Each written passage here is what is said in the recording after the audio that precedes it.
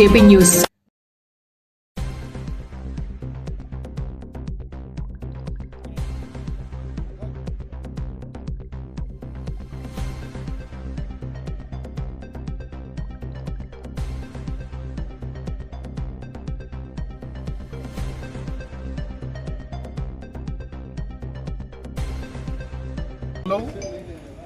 జనహృదయ నేత, ప్రజల కోసమే పాటుపడే నాయకత్వ లక్షణాలు ఉన్నటువంటి మా ప్రియతమ నాయకులు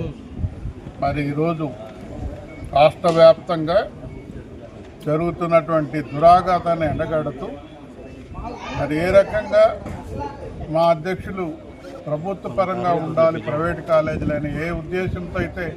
ఆయన నాంది పలికారో దానికి అధికారం మారతానే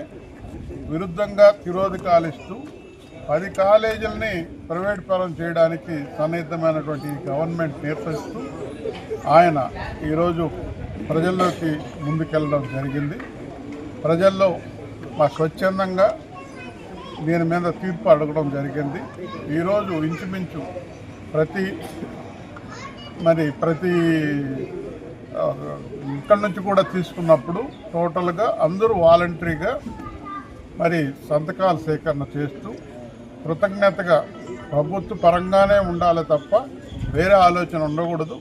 నిమిషానికి మారుతానే వేరే ఆలోచనతో ముందుకెళ్ళడం కరెక్ట్ కాదని చెప్పి ఈరోజు గూడూరు కాన్స్టిట్యున్సీలో దిగ్విజయంగా బాధ్యతగా పర్ఫెక్ట్గా మరి ఈరోజు సంతకాల సేకరణ ఇంచుమించు 70,000 సంతకరణ కంప్లీట్ చేసి త్రికరణ శుద్ధి మాకుంది అని నిరూపించి రాష్ట్రానికి మంచి పేరు తెచ్చిన మా పార్టీ శ్రేణులందరికీ కూడా, కార్యకర్తల నుంచి నాయకులు అందరికి కూడా బాధ్యతగా త్రికరణ శుద్ధితో మరి ఈరోజు 70,000 పైన బాధ్యతగా మరి ఈరోజు ప్రభుత్వం ద్వారా ప్రభుత్వానికి తెలియజేస్తూ మీరు చేస్తున్నటువంటి దురాతకు కరెక్ట్ కాదని చెప్పి గవర్నర్ ద్వారా మరి తెలియజేయడానికి ముందుకు వచ్చిన ప్రతి ఒక్కరు కూడా